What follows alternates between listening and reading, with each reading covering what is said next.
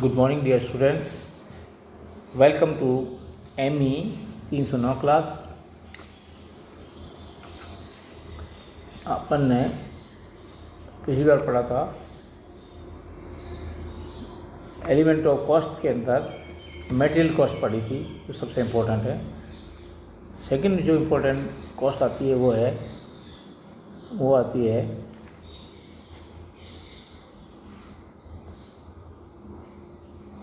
Labour cost. Labour cost किसी भी factory में लेबर प्रकार श्रेणीबद्ध किए जा सकते हैं। लेबर जो है, लेबर को बांटा श्रेणीबद्ध किया जाता है और इनको मुख्यतः दो भागों में बांटा जाता है।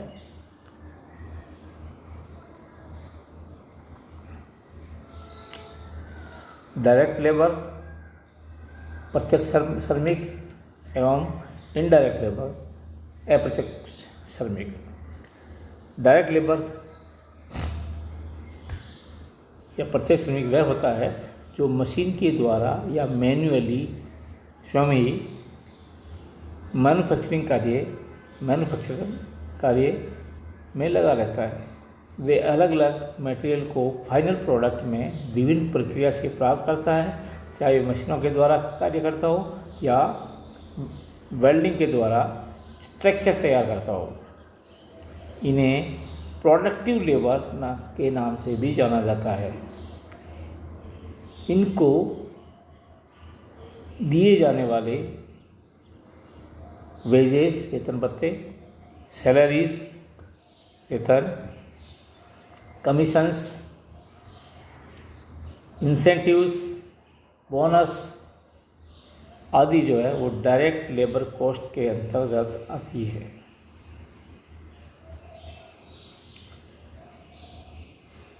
मतलब प्रोडक्टिव लेबर को दिया जाने वाला समस्त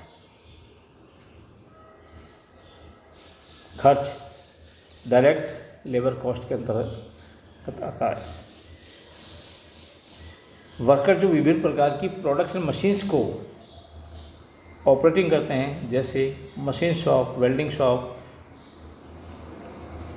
pattern making shop, electrical winding shop, assembly shop, painting shop, packing shop, maintenance shop section आदि जो है डायरेक्ट लेबर श्रेणी में आते हैं।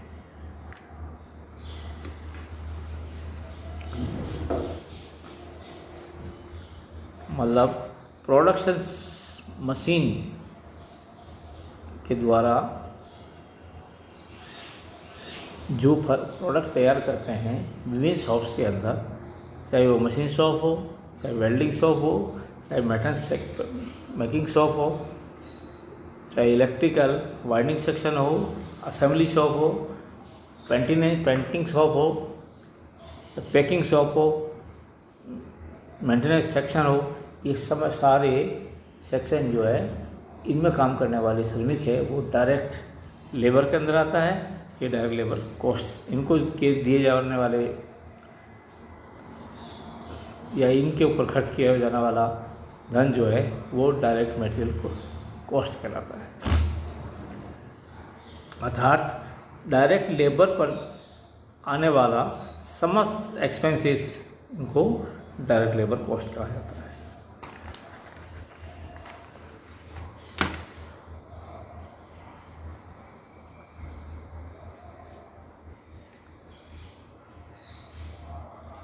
डायरेक्ट लेबर को प्रति इकाई मूल्य जॉब के आधार पर विभाजित की जाती है या प्रोडक्ट के ऊपर लगाए जाने वाले समय या दिन संख्या सब फिजिकल मेजरमेंट है के लिए निश्चित तरह की जाती सकती है। मतलब डायरेक्ट लेबर कॉस्ट को जो है प्रति इकाई मूल्य दे सकते हैं या प्रति इकाई जॉब दे सकते हैं या प्रोडक्ट के ऊपर लगने वाला समय टाइम के हिसाब से या दिन के हिसाब से या संख्या के हिसाब से हम उसको वेतन दे सकते हैं। दूसरा आता है इनडायरेक्ट लेबर। दूसरा आता है इनडायरेक्ट लेबर।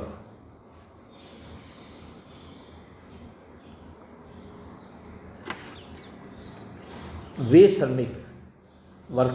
श्रमिक या वर्कर्स जो प्रोडक्टिव लेबर को प्रोडक्ट तैयार करने के लिए हेल्प करते हैं, असिस्ट करते हैं, जिससे डायरेक्ट लेबर अपनी प्रोडक्टिव ड्यूटीज़ को बिना किसी व्यवधान के परफॉर्म कर सके, इन्हें डायरेक्ट लेबर कहते हैं। डायरेक्ट लेबर कौन से लेबर होते हैं? जो मेन लेबर को, डायरेक्ट लेबर को, इनडायरेक्ट लेबर वे लेबर होते हैं जो डायरेक्ट लेबर को असिस्ट करते हैं ताकि वो प्रोडक्ट जो है बिना इंटरप्ट किए प्रोड्यूस कर सके। इन्हें दिए जाने वाले, इन इनडायरेक्ट लेबर को दिए जाने वाला जो वेजेस है वो पर्टिकुलर वे जॉब के लिए डायरेक्ट चेंज नहीं कर सकते, लेकिन इस पर्टिकुलर पीरियड के दौरान प्लांट में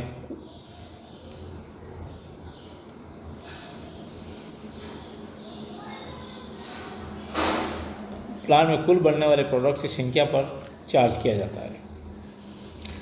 इनको नॉन प्रोडक्टिव वर्कर्स भी कहा जाता है या लेबर वर्कर्स या लेबर कहा जाता है, जैसे foreman, supervisor, inspectors, chowkidar, gate keepers, store keepers, crane driver, gangman, maintenance man, helpers in machine shop और फाउंड्री और अदर शॉप्स।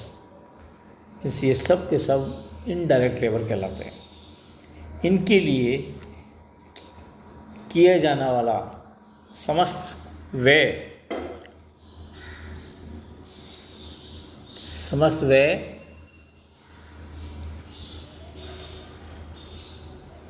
या एक्सपेंसेस इनडायरेक्ट लेबर कॉस्ट कहलाता है। इनकी कार्य दरों को कॉस्ट सेंटर या कॉस्ट यूनिट के आधार पर विभाजित किया जाता है। उदाहरणतया पुणे मिलिंग मशीन शॉप को कंसिडर करते हैं। वे वर्कर या लेबर जो मिलिंग मशीन पर लगातार गियर्स को प्रोड्यूस करता है वह डायरेक्ट लेबर कहलाता है, जबकि फॉरमैन, सुपरवाइजर जो मिलिंग मशीन शॉप में सुपरविजन कार्य करते हैं या गियर की एक्यूरेसी चेक करते हैं वाला इंस्पेक्टर या निरीक्षक, गियर ब्लैंक या फिनिश गियर्स को लाने ले जाने वाला हेल्पर आदि इनडायरेक्ट लेबर कहलाता है। समझ गया ना? जो मशीन ऑपरेट करता है वो तो डायरेक्ट लेबर, और उसकी जो देख रेख करना है, सुपरविजन करने वाला वो इनडायरेक्ट लेबर श्रेणी में आता है। अब आते हैं calculation of direct labour cost. Direct labour cost की कैलकुलेशन किस प्रकार से की जाती है? लेबर कॉस्ट की गणना करने के लिए एस्टिमेटर के पास निम्न बातों का बारीकी से ज्ञान होना आवश्यक है। पहला, all operations which are carried out for the manufacture of the product, मतलब उत्पादन प्रक्रिया के लिए समस्त क्रियाओं का ज्ञान होना आवश्यक है, क्योंकि उत्पाद को अंतिम रूप प्रदान करने के लिए विभिन्न प्रक्रियाओं में से गुजरना पड़ता है। उत्पाद को प्रोड्यूस करने के लिए कई स्टेजेस के अंदर गुजरना पड़ता है, तो उसमें प्रत्येक का ऑपरेशंस का ज्ञान होना अत्यंत आवश्यक है। दूसरा, समस्त औजारों का औजारों का ज्ञान होना आवश्यक है। तीसरा, समस्त मशीनों का जिन्हें प्रोडक्शन हेतु काम में लिया जाता है,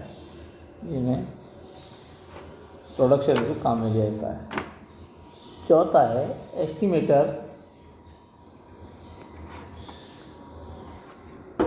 एस्टिमेटर को प्रोडक्शन डिपार्टमेंट से एडवाइस लेकर प्रत्येक ऑपरेशन के लिए करेक्ट एस्टिमेटेड टाइम ज्ञात करना होगा।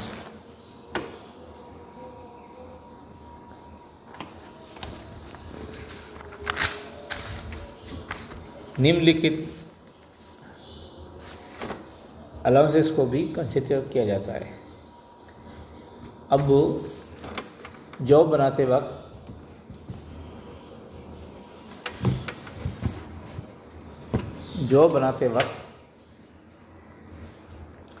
निम्न अलाउंसेस को कंसिडर करते हैं। पहला, टाइम को जो ज्ञात करने के लिए सेटअप टाइम, मशीन एवं जॉब को सेटअप करना। दूसरा है ऑपरेशन टाइम, प्रक्रिया समय, जिसमें हैंडलिंग टाइम आ जाता है और मशीनिंग टाइम आ जाता है। तीसरा है द टीयर डाउन टाइम, जो बीच बीच में रुकते हैं, ये दिया जाता है 1 से 10 से 15%, और तीनों 1 से लेकर 3 तक जो है वो 10 से 15% लिया जाता है टोटल टाइम का। और चौथा है मिसलेनियस अलाउंस, जिससे पर्सनल अलाउंस हो। पर्सनल अलाउंस मतलब बाहर टॉयलेट वगैरह जाएगा, पानी पिएगा, खाएगा, ये सारों का सारे 5% दिया जाता है।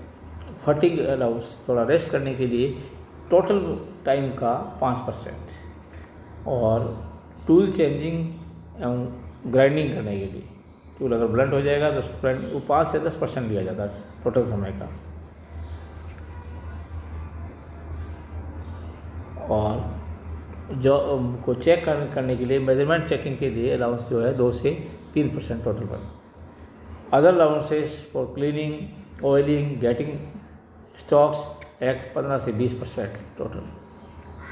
इस प्रकार से समस्त अलाउंसेस जो है उसमें ऐड कर किए जाते हैं, तत्पश्चात उसकी लेबर कॉस्ट निकाली जाती है।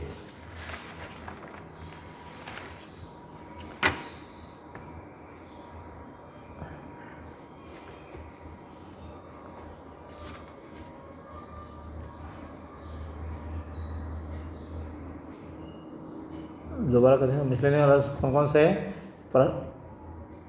अलाउंसेस कौन कौन से? Setup time, operation time, setup time, operation time और द टीयर डाउन टाइम। इस तीनों 1 से 3 से 10 से 15% लिया जाता है टोटल समय का।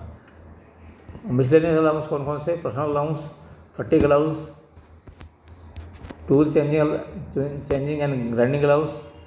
पर्सनल अलाउंस दिया जाता है 5%, फटीग अलाउंस दिया जाता है 5% और total time. Tool changing and grinding allowance दिया जाता है 5 से 10%। मेजरमेंट चेकिंग के लिए 2 से 3%, और अदर अलाउंसेस फॉर क्लीनिंग है, ऑयलिंग है, गेटिंग स्टॉक्स है, इसे 15 से 20% टोटल टाइम पे लिया जाता है। Thank you.